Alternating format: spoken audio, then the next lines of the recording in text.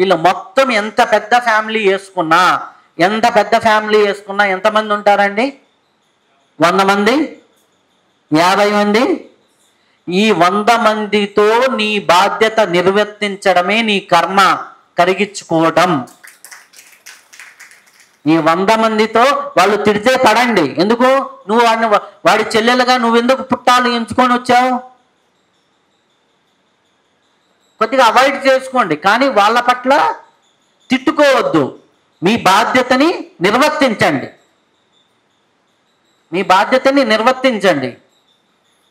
మీ తమ్ముడు అన్న హాస్పిటల్లో ఉన్నాడు, వెళ్ళి మీరు 10,000 ఇవ్వగలిగితే ఇవ్వండి. వాడు నన్ను తిట్టాడు అంటే అని గమ్ముగా ఉండొద్దు, అది కర్మే. మీ బాధ్యత ఎంత ఉందో అంతవరకు చూడండి. వాళ్ళు మంచిగా ఉన్నా లేకపోయినా ఆ రుణం అంతటితో కట్ అవుతుంది. ఆ రుణం దాటి, ఈ 100 మందిని దాటి నువ్వు బయట పనిచేసేది నీ కర్మ ప్రక్షాళన. ఈ గ్రౌండ్ లోపల పనిచేసేది నీ కర్మ, నువ్వు అనుభవించక తప్పదు.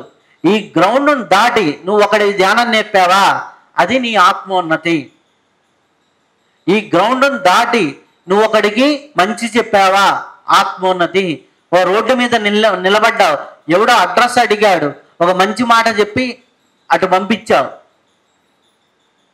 ఆత్మోన్నతి. అర్థమైందా? ఇప్పుడు భద్రకాళి అమ్మవారి గుళ్ళోకి వెళ్తే ఒక ఆవిడ వచ్చింది పరిగెత్తుకుంటూ, స్వామి మీ వీడియోలు చూస్తుంటానని. ఓకే అమ్మా, మంచిదమ్మా అన్న.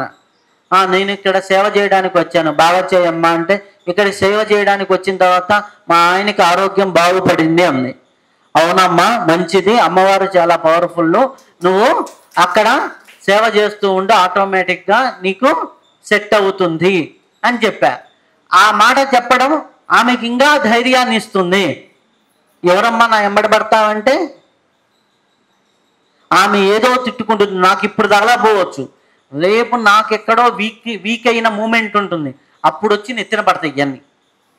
అధికారం ఉంది కదా అని నువ్వు అహం చూపిస్తే ఒక రోజుకి ఈడేసిన గులకరాయి పడకపోవచ్చు, తగలకపోవచ్చు, కానీ ఆ గులకరాలు ఎప్పుడుకో ఒక ట్రాక్టరో లారీనో అయ్యి మొత్తం గులకరాలన్నీ ఒక్కసారి నెత్తి మీద పడ్డ రోజు నువ్వు కనపడవు.